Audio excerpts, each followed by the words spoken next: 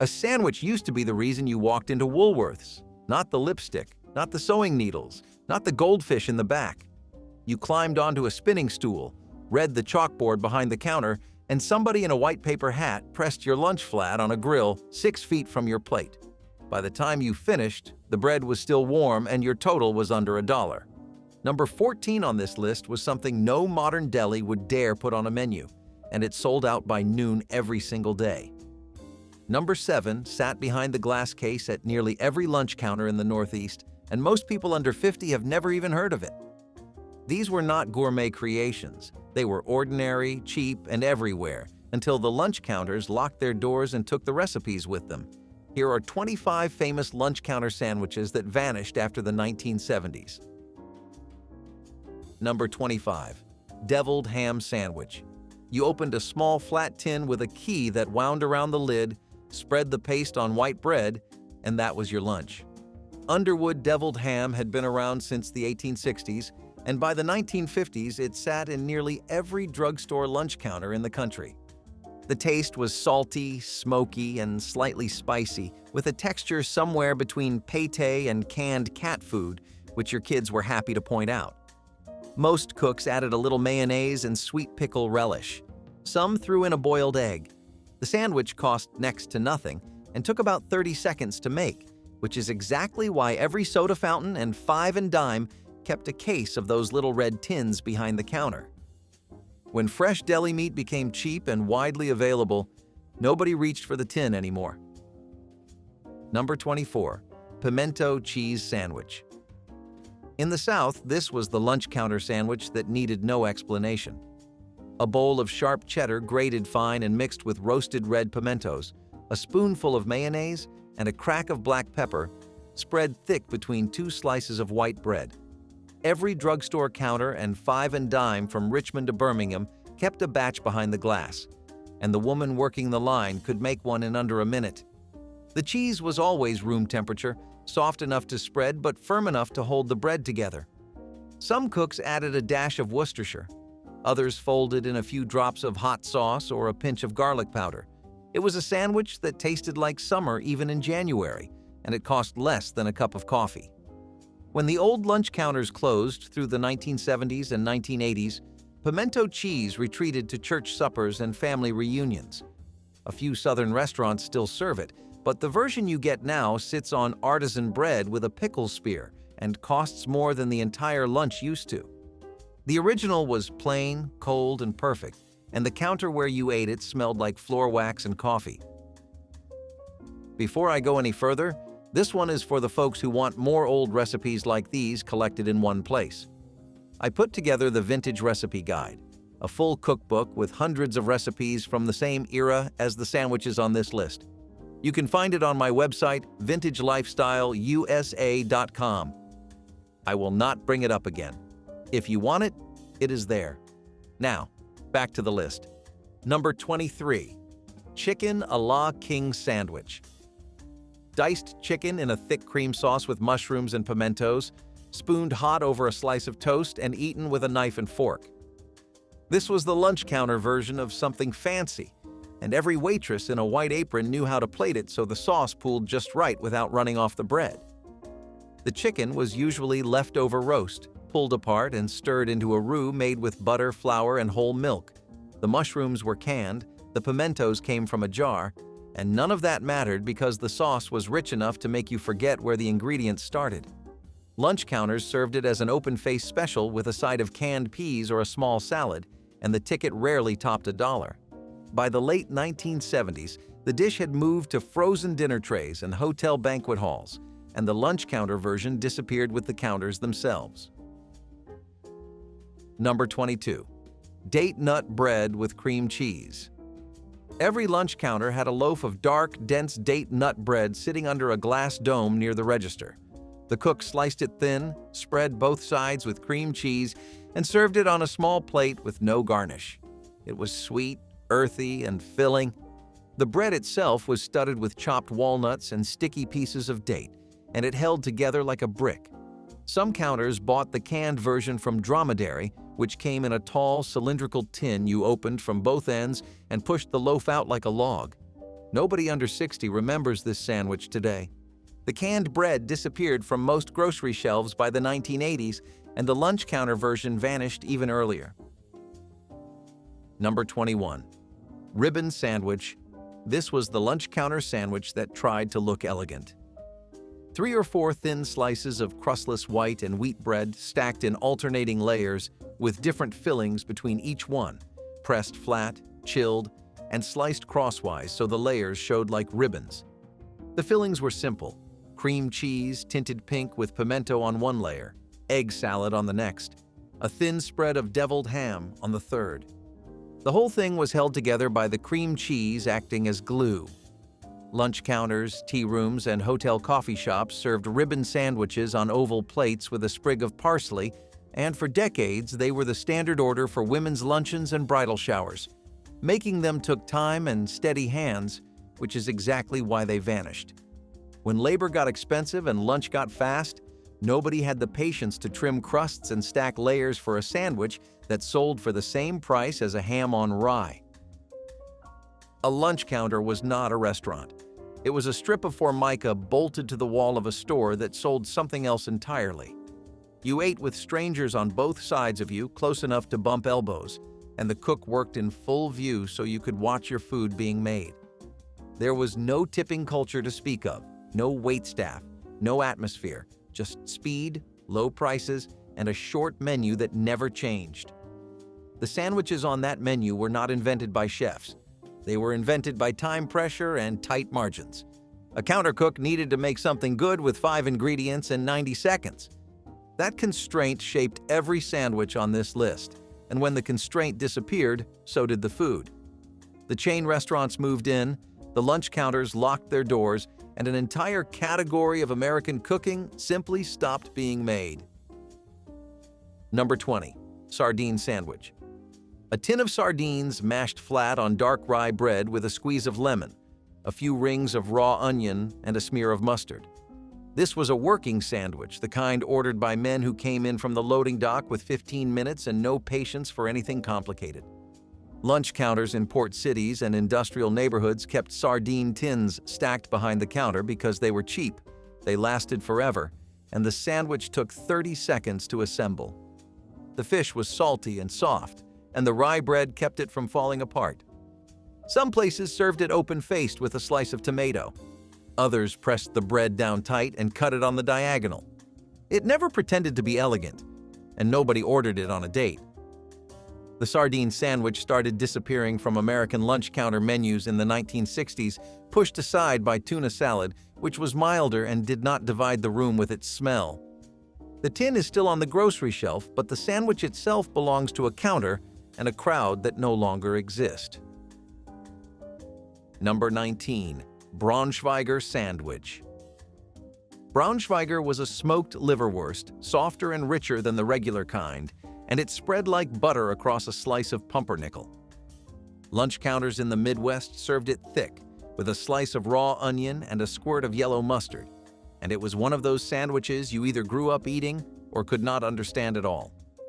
The name came from Braunschweig, a city in Germany, and the sausage itself was part of the massive wave of German food traditions that shaped American eating from the 1850s forward. Along with frankfurters, sauerkraut, and rye bread, Braunschweiger became a grocery store staple. By mid-century, Oscar Mayer, Usinger's in Milwaukee, and dozens of small regional packers all made their own version, each one slightly different in smoke level and spice. The lunch counter version was simple. The cook sliced it from a chub, fanned it across the bread, and slid the plate down the counter without ceremony. What made it memorable was the flavor. Rich, smoky, and faintly mineral with a paste-like texture that stuck to the roof of your mouth. Some people added lettuce and tomato, which did absolutely nothing to soften the intensity. Others paired it with sharp cheddar and a few cornichons on the side. There was a time when this sandwich showed up at every five and dime from Davenport to Duluth. The counter cook kept a fresh chub wrapped in wax paper next to the mustard jar, and it went through a full chub every day or two. Kids ate it because their fathers ate it. Fathers ate it because their fathers brought the taste from the old country. When lunch counters closed and supermarket delis started pushing turkey and roast beef, Braunschweiger retreated to the back of the cold case. You can still find it in parts of Wisconsin and Minnesota, but the sandwich as a lunch counter standard is gone. One generation grew up on it, and the next one grew up pretending it never existed. Number 18. Limburger cheese sandwich. If you have never smelled Limburger, you either missed out or dodged a bullet, depending on who raised you. This was a soft, pungent cheese with a smell strong enough to announce itself from across the room, and lunch counters in German-American neighborhoods served it on dark rye with a thick slice of raw onion and brown mustard. The combination was not subtle and was never meant to be. Factory workers and railroad men ordered it because it was filling and cheap, and the smell kept other people from asking for a bite. By the 1970s, Limburger was harder to find, and the neighborhoods that favored it had changed.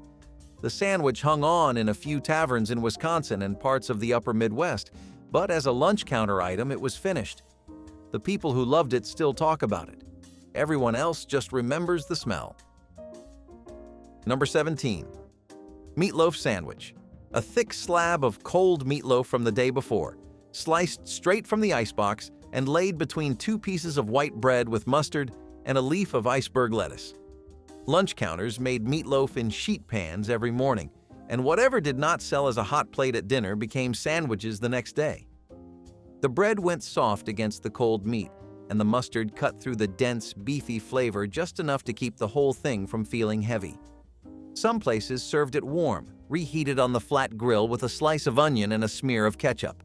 Others added a slice of American cheese and pressed it like a patty melt.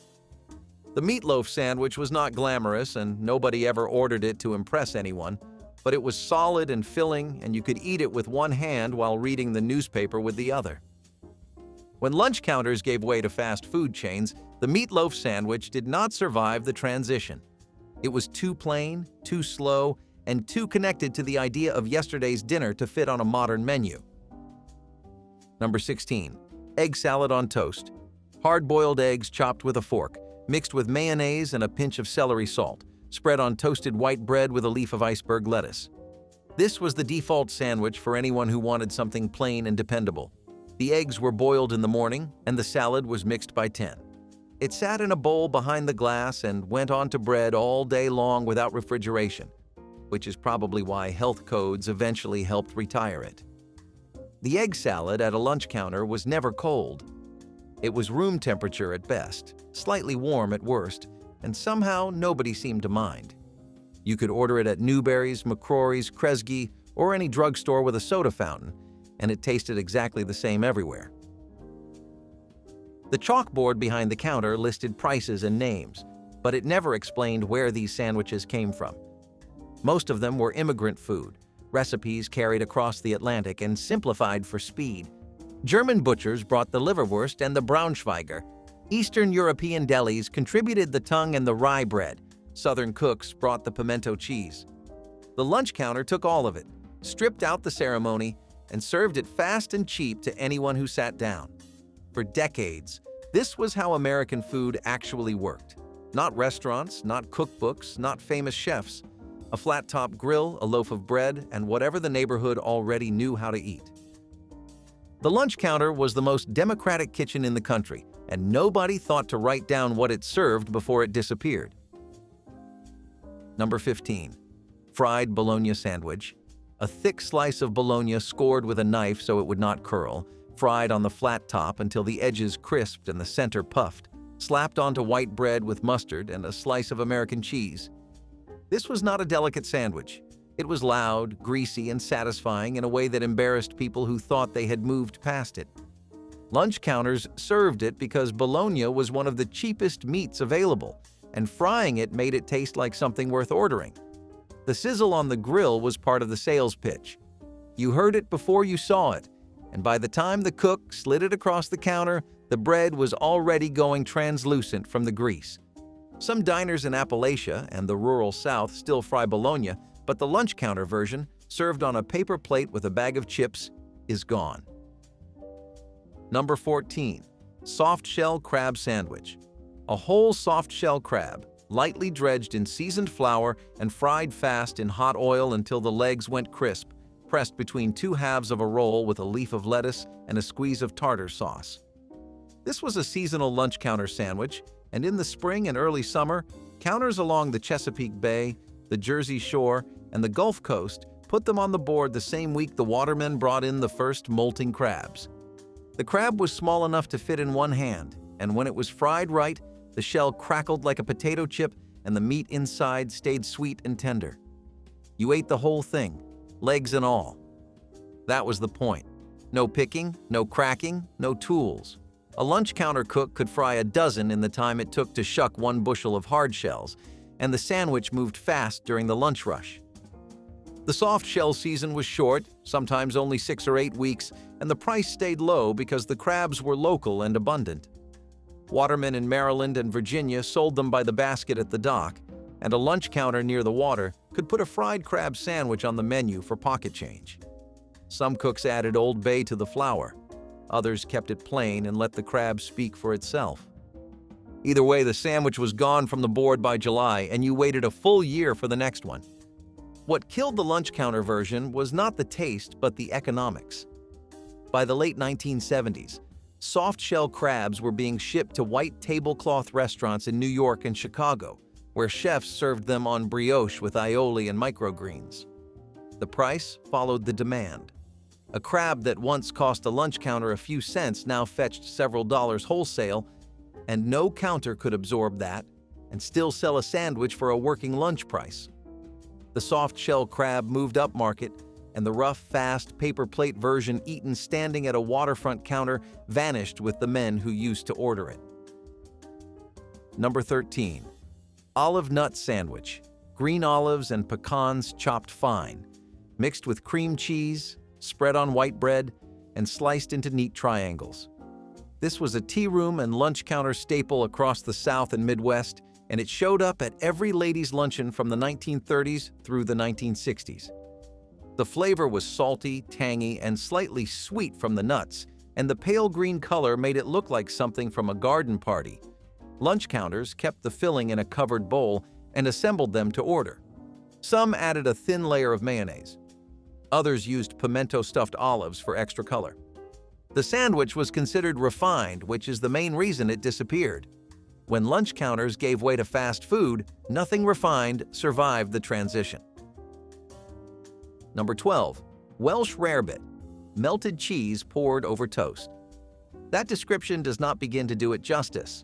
A proper Welsh rarebit started with sharp cheddar melted slowly with butter, a splash of beer or Worcestershire sauce, a pinch of dry mustard, and sometimes an egg yolk to thicken it. The cook poured the hot cheese sauce over a slice of toast and served it open-faced, bubbling and golden. Lunch counters treated it as both a sandwich and a full meal, sometimes adding a slice of tomato or a strip of bacon underneath the cheese. It was filling, it was hot, and it required a fork. The name confused people then, and it confuses people now. There is no rabbit in it. When processed cheese slices arrived and microwaves took over, nobody wanted to stand over a double boiler melting cheddar for a sandwich. The rarebit needed a patient cook, and patience left the lunch counter long before the customers did. Number 11. Cottage cheese and pineapple sandwich. A scoop of cottage cheese mixed with crushed pineapple from a can, spread on a slice of whole wheat bread and topped with a second slice pressed down gently so the filling would not squeeze out. This was the sandwich that women ordered at department store lunch counters and tea rooms in the 1950s and 1960s, and it showed up on every diet menu from coast to coast. The cottage cheese was cold and creamy, and the pineapple made it sweet enough to feel like a treat without the guilt of a heavier meal. Some counters added a maraschino cherry on the side or a leaf of iceberg lettuce underneath. Others served it open-faced on a plate with a sprig of parsley, which nobody ate but everybody expected.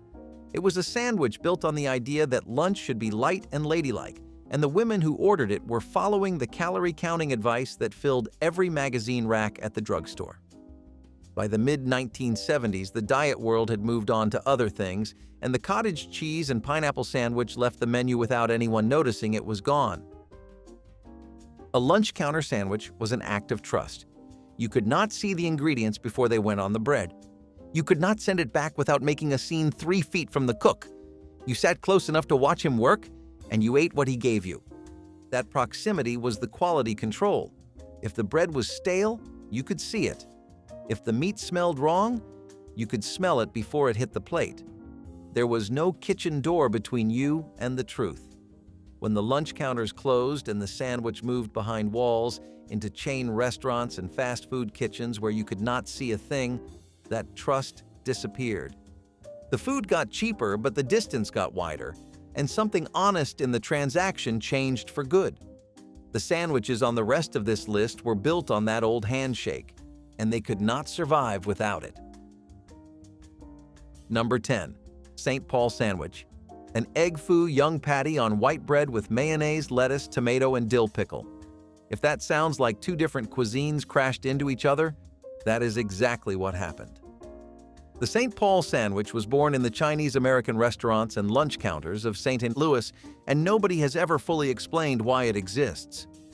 The egg foo young was fried, crispy, flat, and golden like a thick pancake filled with bean sprouts and whatever protein the cook had on hand, and it was dressed like a plain American sandwich. The result was something that did not belong to any single tradition and belonged completely to St. Louis. A few restaurants in the city still serve it today, but the lunch counter where you could get one for loose change is long gone. Number 9. Denver Sandwich.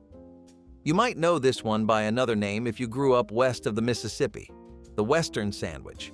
It was an omelet made with diced ham, onion, and green bell pepper, folded and pressed between two slices of toast.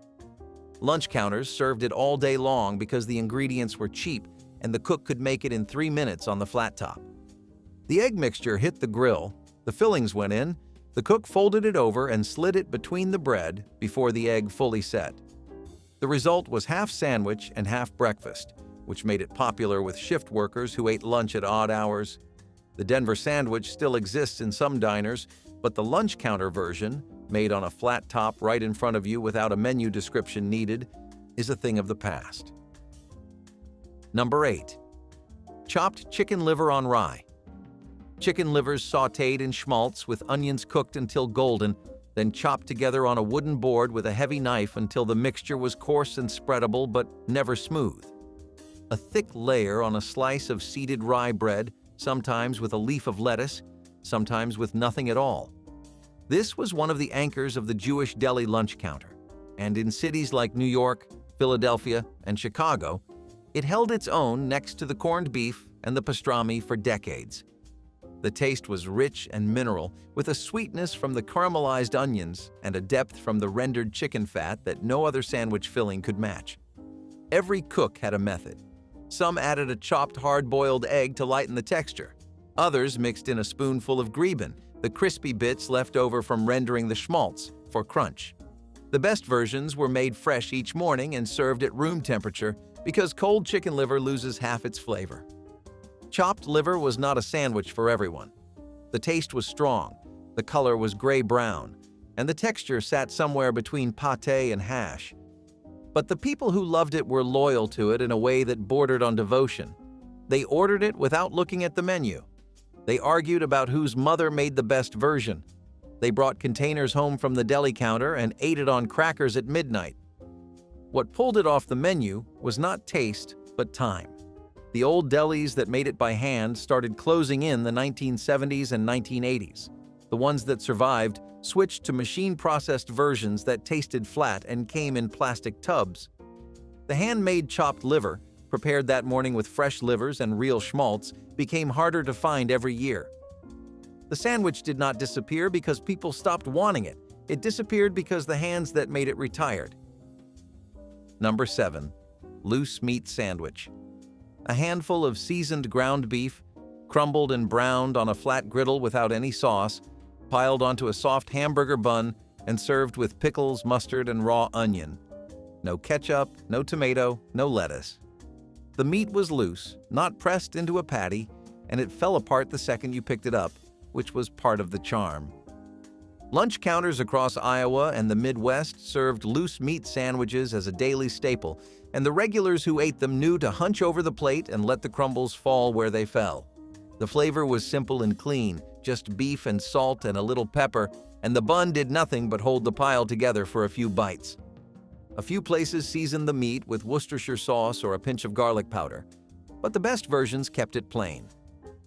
By the 1980s, the loose meat sandwich had mostly retreated to a handful of small-town diners, and the lunch counter version, served on a paper plate with a cup of coffee and a pickle spear on the side, had already become a memory for most of the country. Number 6. Hot roast beef sandwich. 2 slices of white bread laid flat on a plate, covered with sliced roast beef and buried under a ladle of hot brown gravy. Mashed potatoes on the side. This was the lunch counter plate that people came back for, the one they ordered when they wanted something that felt like Sunday dinner on a Tuesday afternoon. The beef was cooked that morning or the night before, sliced thin, and kept warm in the gravy until somebody ordered it. The bread soaked through in seconds, which was part of the appeal. You ate it with a knife and fork, and you did not say a word until the plate was clean. Every small-town lunch counter, and five and dime from the Midwest to the Pacific Northwest, served some version of this, and it was usually the most filling thing on the menu. The open-faced hot roast beef held on in diners longer than most items on this list, but the lunch counter version, served on a heavy ceramic plate with gravy pooling at the edges and no presentation at all, is gone for good. Number 5. Dried beef and horseradish on rye. Thin shavings of dried salted beef layered flat on a slice of dark rye bread with a sharp spread of prepared horseradish and a leaf of iceberg lettuce. This was a working lunch, fast and cheap and salty enough to carry you through the afternoon. The dried beef came in small glass jars or paper packets, already sliced thin enough to see through, and it had a concentrated, smoky flavor that hit harder than any cold cut on the board. The horseradish was the key. Without it, the sandwich was just salt on bread. With it, the heat cut through the richness of the beef and woke up every bite. Lunch counters served it with a dill pickle spear and a glass of water because the salt made you thirsty before you finished the second half. The sandwich was common enough through the 1960s that most grocery stores kept dried beef on the shelf next to the canned meats, but by the late 1970s, the jars were getting harder to find, and the lunch counters that served it were already gone. The dried beef survived in a few regional markets. The sandwich built around it did not. Number 4. Horseshoe sandwich. This belonged to Springfield, Illinois, and nowhere else. 2 thick slices of toast laid on a plate, topped with a choice of meat, usually ham or hamburger patties, buried under a hot cheese sauce and surrounded by a pile of French fries. The cheese sauce was the key. It was made from a sharp cheddar base, often with beer and mustard folded in, and it covered everything on the plate like a bright yellow blanket. The horseshoe was enormous, meant to be shared or meant to be regretted. Lunch counters in Springfield served a smaller version called the pony shoe for people with more reasonable appetites. The sandwich has been a local institution since the late 1920s, and a handful of restaurants in Springfield still serve it today. But the lunch counter version, made behind the counter at the local Five and Dime, disappeared along with the Five and Dime itself. Number 3. Hot Brown. An open-faced sandwich born at the Brown Hotel in Louisville, Kentucky, sometime in the 1920s. Sliced turkey piled on toast, covered in a rich Mornay sauce made from cheese, butter, and cream, topped with strips of bacon and sliced tomato, then run under the broiler until the sauce blistered. The Hot Brown was a late-night creation, built to feed the crowd that danced at the hotel's evening events and needed something substantial before the drive home. It moved from the Brown Hotel to lunch counters across Kentucky and southern Indiana, where it became a dependable standard for decades. The lunch counter version was simpler, usually made with American cheese instead of Gruyere and served without the tomato. But the bones of the sandwich stayed the same: hot turkey, rich cheese sauce, crispy bacon, toast. When the lunch counters closed, the Hot Brown retreated to Louisville, where the Brown Hotel still serves the original today. Outside that city, it is nothing more than a memory. Number 2. Liverwurst on rye. Cold liverwurst sliced thick from a log, laid across a piece of rye bread with mustard, raw onion, and maybe a leaf of lettuce if the cook was feeling fancy. This was one of the most popular lunch counter sandwiches in the United States from the 1930s through the 1960s, and it is nearly impossible to find on a menu today. The liverwurst was smooth, rich, and slightly metallic, a flavor that most people either craved or avoided entirely. Lunch counters kept a full log of it in the case, sliced to order, and it was cheap enough to eat every single day. The sandwich was a working man's lunch, eaten quickly at the counter with a cup of black coffee and a slice of pie. It required no cooking and no heat, which made it perfect for a packed noon rush. When leaner meats took over the deli case and tastes moved toward turkey and chicken breast, liverwurst lost its place at the counter and never found it again. You can still buy it at some grocery stores, wrapped in plastic and pushed to the back of the shelf where nobody looks, but the sandwich your father ordered without checking the menu is finished. Number 1. Fried egg sandwich. One egg cracked onto a hot grill, the white spreading thin and crisping at the edges while the yolk stayed soft, slid onto a piece of toast with salt and pepper. No cheese, no bacon, no sauce. Just the egg and the bread and the heat from the grill still rising through both when it reached your hands. This was the cheapest sandwich on every lunch counter menu, and it was the one people ordered most often when the week ran long and the wallet ran short. A fried egg sandwich never broke a quarter through the 1960s. It was the sandwich that fed night shift workers at 3 in the morning and school kids who pooled their coins after class. It took 30 seconds to make and tasted like exactly what it was. One honest hot meal built from the simplest ingredients in the kitchen. The fried egg sandwich did not vanish because people stopped liking eggs. It vanished because the place where you ate it vanished. Without a lunch counter, a fried egg sandwich is just breakfast. Sitting on that spinning stool, watching the cook crack it onto the grill right in front of you, it was something more than that. A basic 2-ingredient combo like meat spreads and cheese would continue making their mark with dishes like salami and cream cheese sandwiches.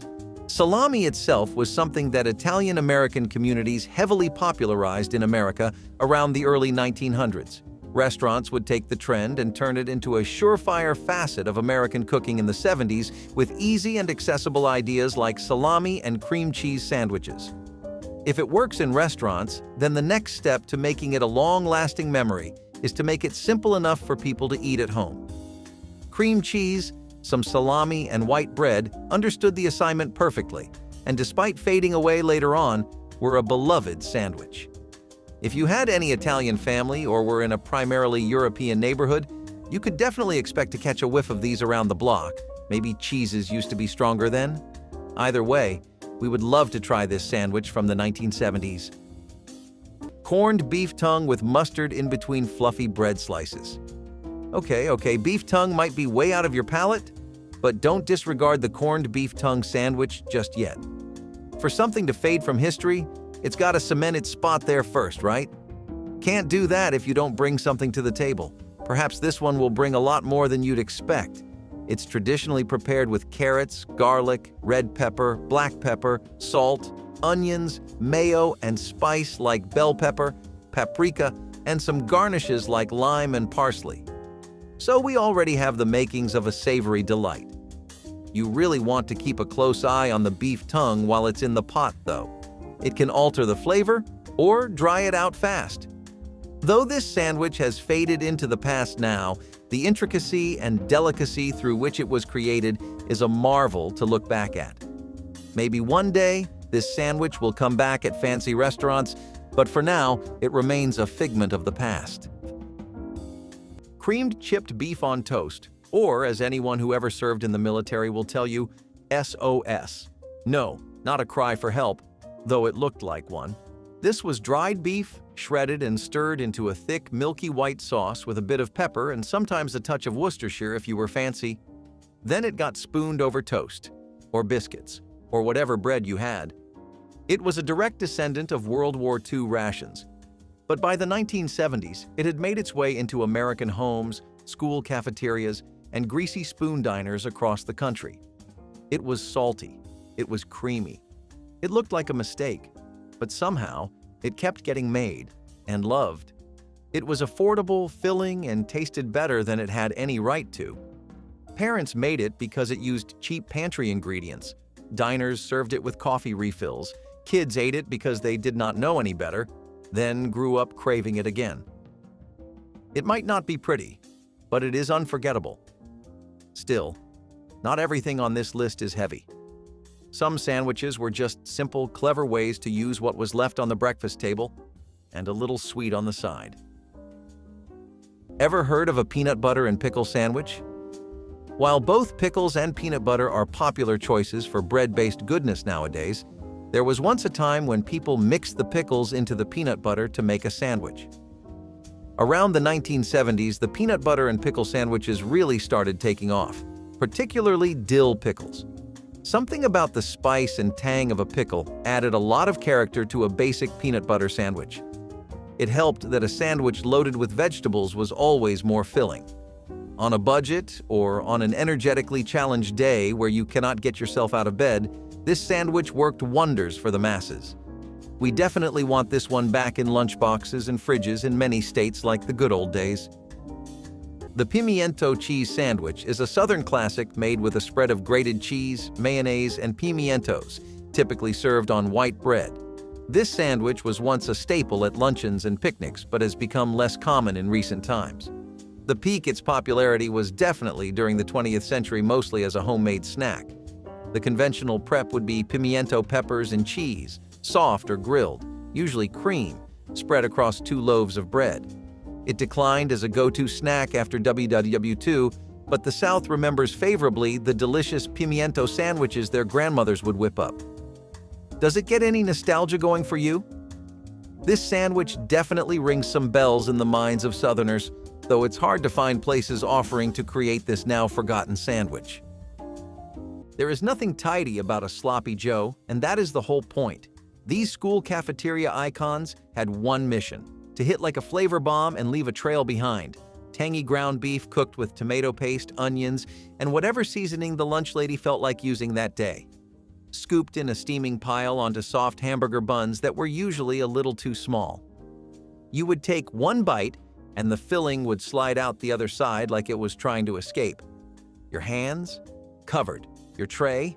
A disaster. Your smile? Huge.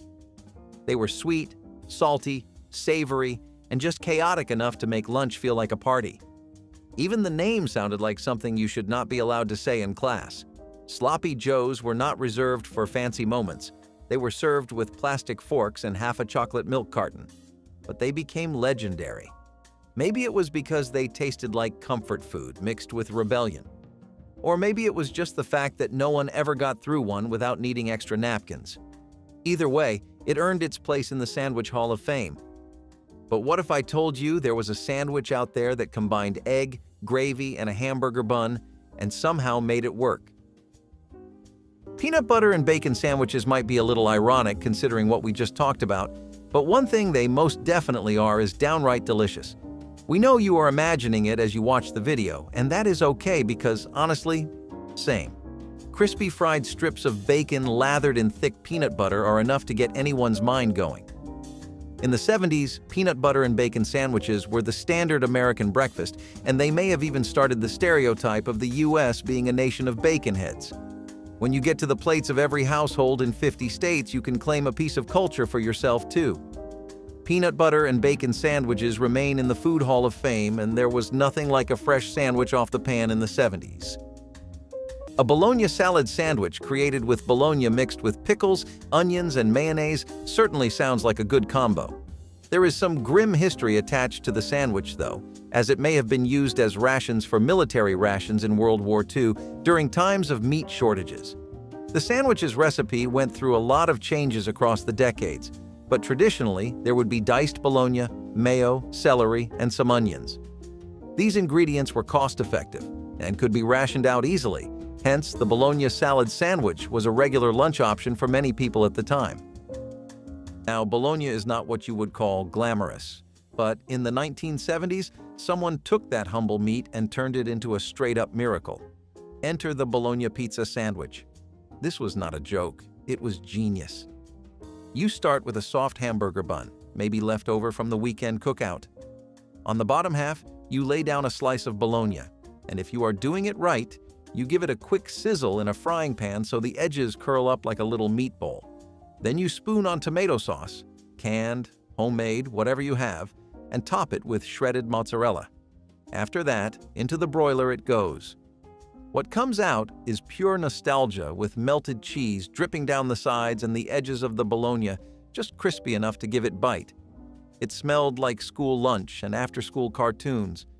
This was a sandwich that did not care what anyone thought. It was pizza-inspired, budget-friendly, and full of attitude. A little greasy? Sure. A little weird? Absolutely.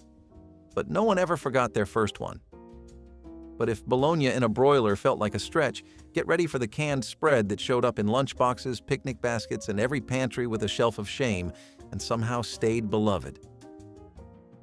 Bologna and cheese sandwiches were sandwiches that you could pull out of the refrigerator and have nobody raising any eyebrows, only happy smiles and eager stomachs.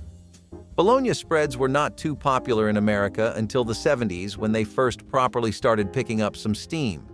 People got on the bandwagon once bologna and pepperoni pizzas started becoming regular takeout options in states like New York and Chicago. If it works on a pizza by the laws of nature, it must be tried on a sandwich or burger too. We are not sure who came up with that rule of thumb, but they were really onto something, because this made for a great sandwich that was a meal people ate when all there was for dinner was sleep. While a lot of those cheeses and spreads got discontinued now, we would love to try an authentic sandwich from the 70s because it sounds right up our alley. Cooked chicken livers mixed with onions and spices came together to create the chicken liver sandwich.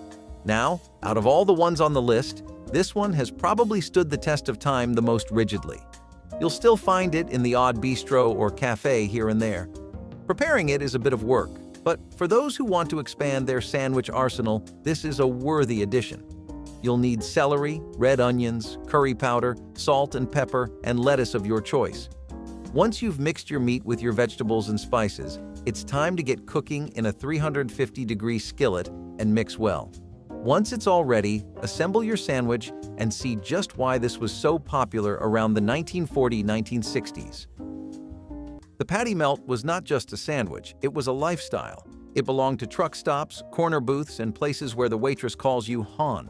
Start with a beef patty, not too thick, not too thin, grilled until the edges charred just enough.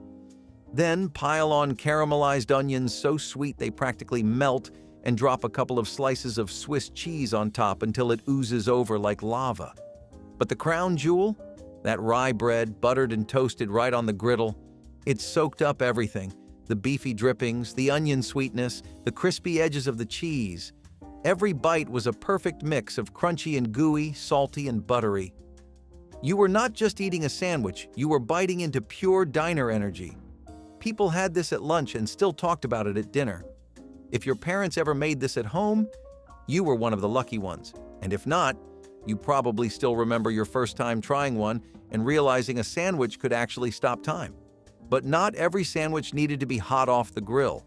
Some came cold, weirdly fancy, and straight from the pages of a church cookbook. Equally offensive to most conservative taste palates were pineapple and cheese sandwiches. As of 2024, it is a well-established fact that the West and pineapples have had a very troubled relationship. Pineapples try their best for America, and America acts like an alcoholic husband that cannot notice his wife, even on their anniversary. Back in the 70s, this was still a new culinary ground people were treading, just like ham and banana sandwiches. What they found was that it did not have the potential to go very mainstream, but it could grow itself a strong, loyal, and niche following. Most fans of this sandwich were in Hawaii, but in surrounding states, the trend took off moderately successfully. People loved the overly sweet and oddly comforting sensation of the sandwich, and we can see why.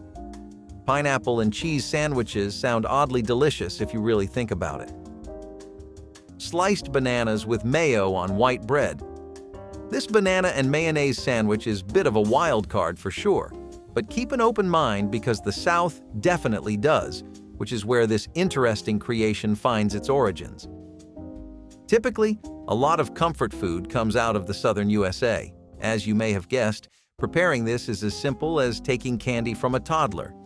Now I know what you're thinking. Bananas and mayo sounds worse than water and oil.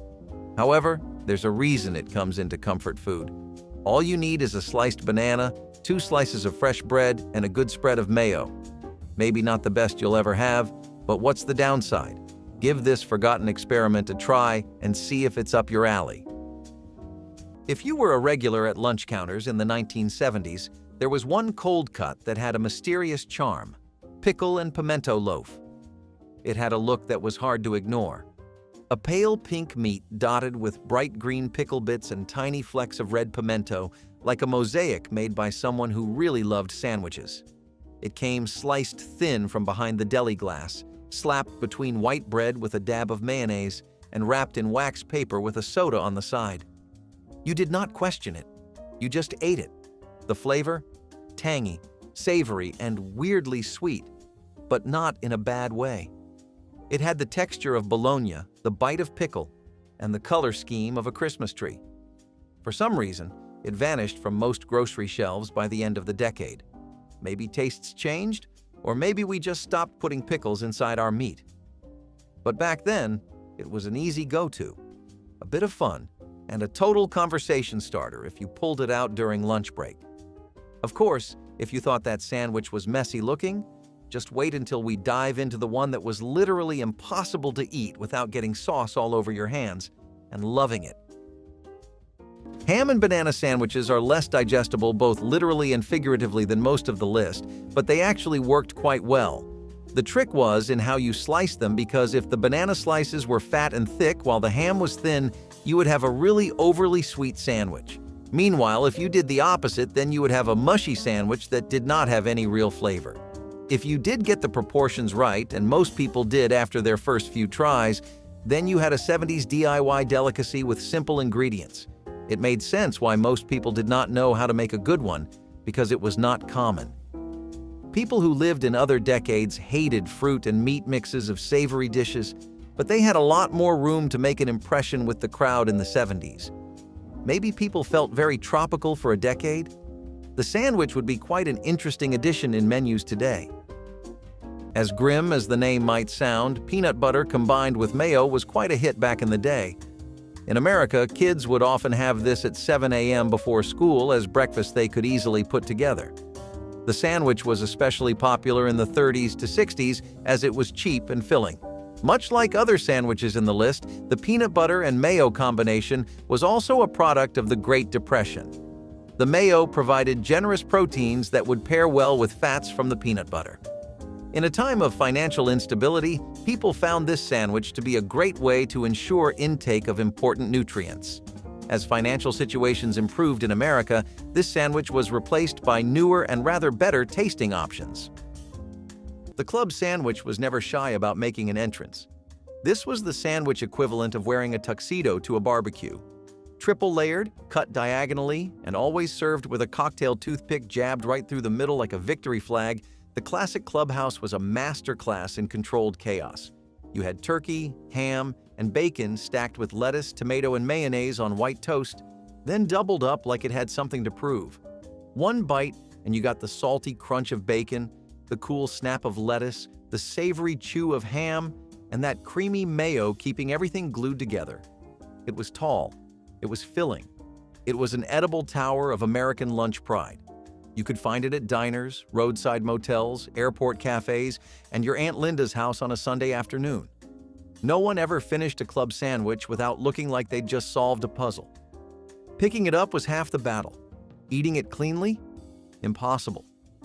But satisfying? Always. This was the sandwich you ordered when you wanted to feel like you were doing something important. And while this one wore its sandwich royalty crown proudly, the next one took a completely different route, turning cheap lunch meat into the closest thing we ever got to pizza on a bun. Now, Spam and pineapple sandwiches, on the other hand, are a Hawaiian invention that makes some stomachs less audible. On the other hand, if you are anything like us, then maybe the blend of spices, fruits, and canned pork and ham will create a unique flavor trip for you. Spam and pineapple sandwiches in the state of Hawaii would usually be accompanied with things like mango slices or mango chutney, peppers, chili pastes, and fresh coleslaw. All of this really elevated the dish and gave it a strong identity to pull from when it was making impressions on people for the first time in the 70s, and most were good ones. While pineapples are eternally hated in America, This is one mix of different foods that a lot of citizens could get in line for, and that is why we are sad to see this one gone. The head cheese sandwich in basic terms is just slices of head cheese, which is a cold cut made from meat from the head of a calf or pig on bread.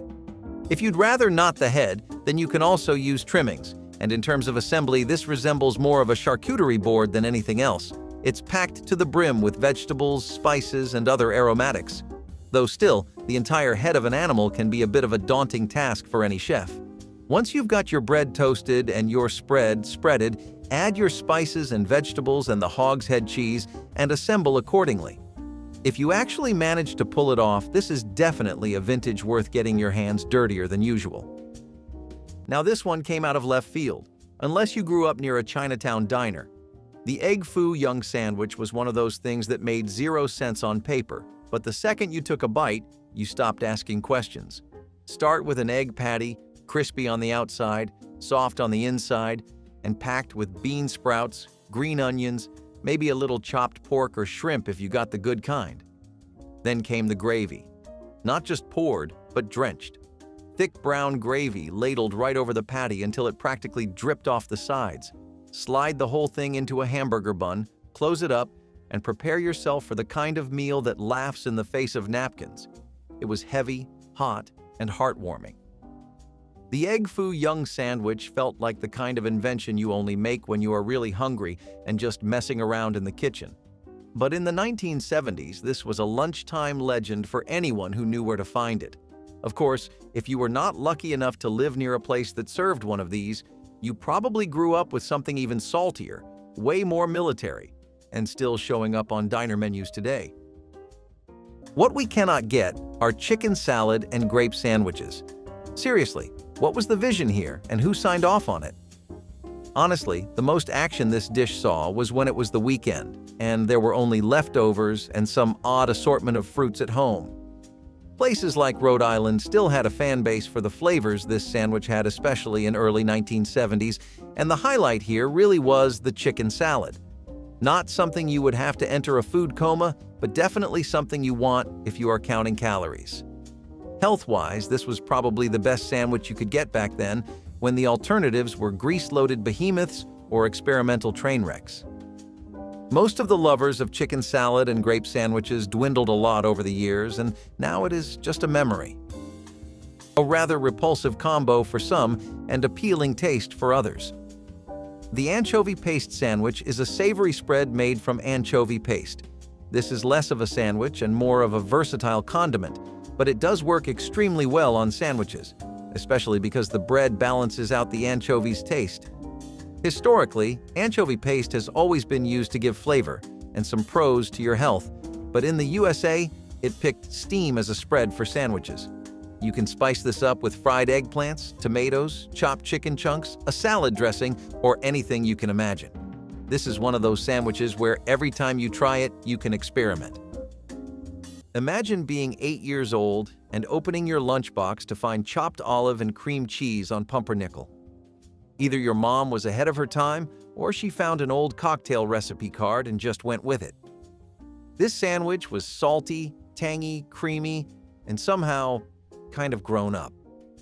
You had green olives chopped so fine they could sneak into your taste buds before your brain caught on, mixed with cream cheese until it was a spread so thick it stuck to the knife like it had a mission. All of that smeared onto a slice of deep, dark pumpernickel that practically demanded you respect it. It was not flashy, it was not sweet, and no kid was trading their cookie for it, but it had an edge, the kind of flavor that got better the more you chewed.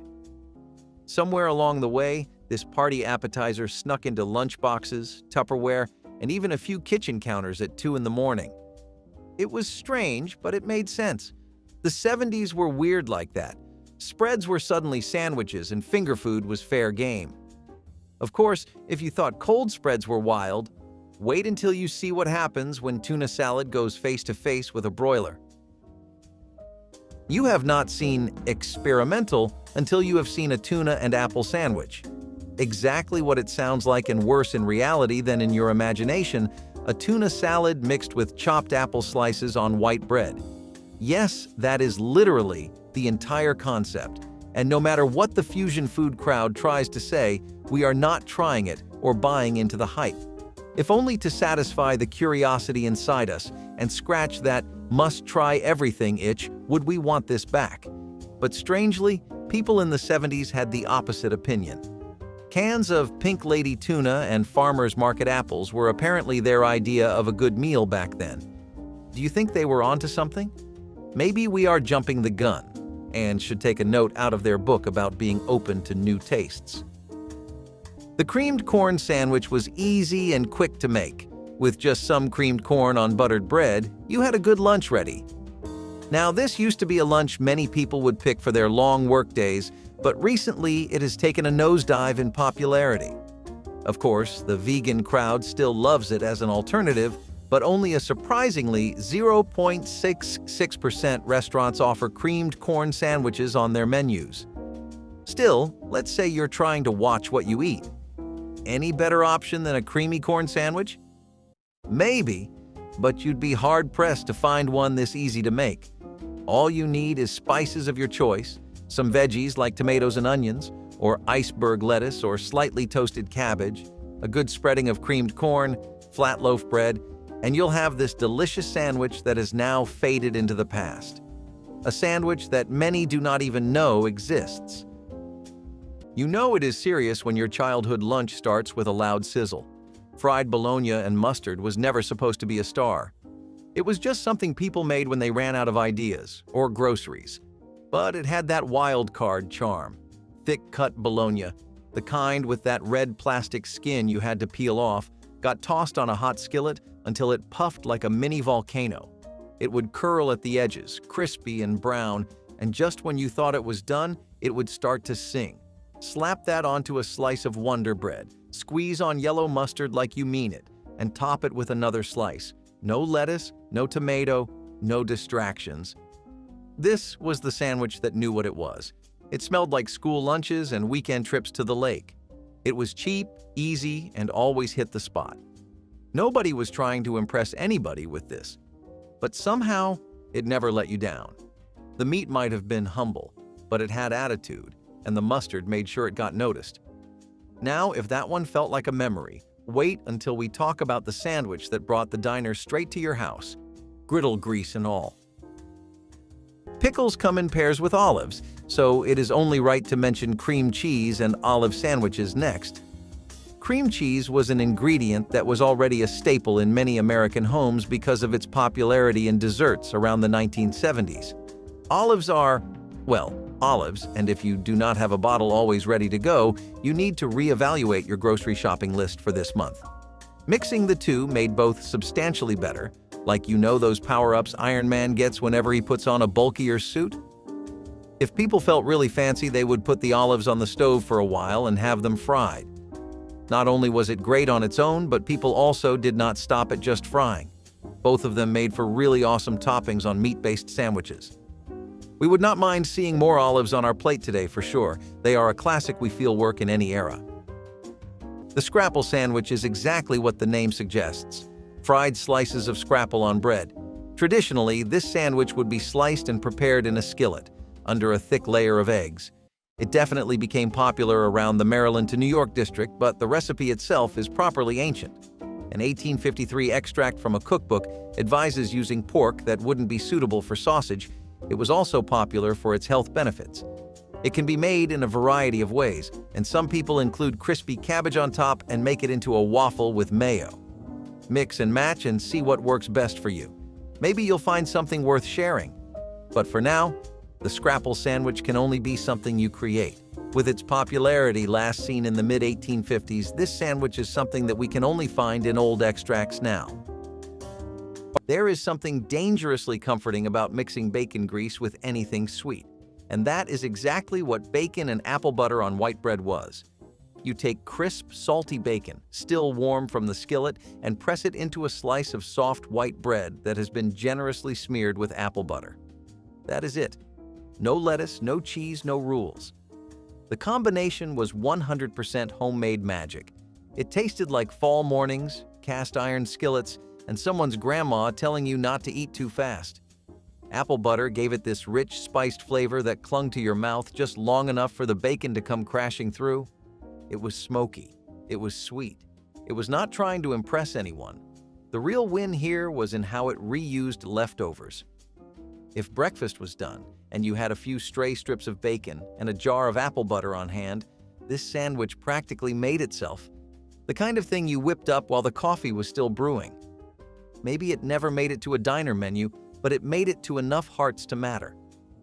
And speaking of sandwiches that mattered, let us talk about the skyscraper of cold cuts that ruled every diner plate with a toothpick flag on top.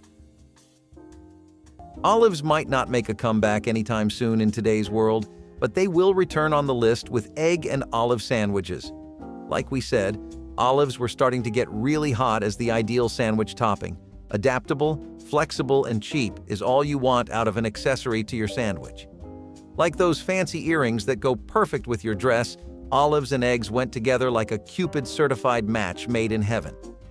People went wild around the mid-1970s for hard-boiled eggs and salted olives in their sandwich, green or black. Black olives got a bit more traction with eggs though, whereas greens synergized better with peanut butter. Would you ever try a sandwich that consists only of an egg and a fruit? By the way, you did know olives are fruits, right? The bacon and peanut butter sandwich was one that caught our eyes the most. Crispy bacon paired with peanut butter sounded like a combination that could just work somehow. This was a no-brainer for Americans. If their left kidney is sustained by peanut butter, the right is sustained by bacon. Both together probably provide just the right amount of fuel to get through the day or a grueling 9-to-5 shift. A great condiment to go with this is unsweetened ketchup, because most ketchups today have artificial sweeteners. This isn't as popular as it used to be, but it hasn't declined enough in renown that it's that outlandish of an idea. Give it a try some weekend, you might be pleasantly surprised.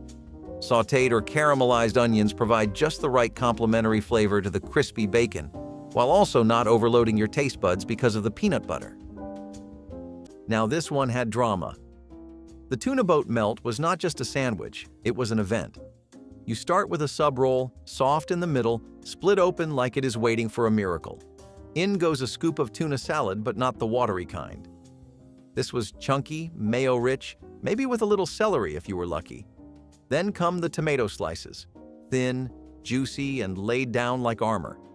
And finally, cheddar cheese, shredded, sliced, whatever worked, blanketing the whole thing like a warm hug. Slide the whole sandwich under a broiler and wait. That is the moment things change. The edges of the bread crisp up, the cheese bubbles and browns, and the tomato softens just enough to soak into the tuna. You pull it out just in time to stop it from burning, but almost wish it had. This was the sandwich version of comfort food theater. It smelled like warmth. It looked like golden perfection. It tasted like something way fancier than it was. Parents made it to use up tuna, but kids remembered it like a feast. But if this one was golden, wait until you meet the sandwich that vanished from lunch counters just as fast as it appeared. Sardine and mustard sandwiches are as basic as they sound and much better than you might initially give them credit for. Be realistic and think about a post-Depression era America where a lot of neighborhoods and homes were still reeling from the effects. Dollars could buy a bit more and went back to their usual strength, but everything was a bit touch and go for a while, and dishes like sardine and mustard sandwiches were the cure. Even more attractive than the taste was the price of this beauty, because for about $1.50 you had yourself a solid meal. Many labor workers, like your friendly neighborhood forklift or dock workers, might remember eating these during their lunch breaks.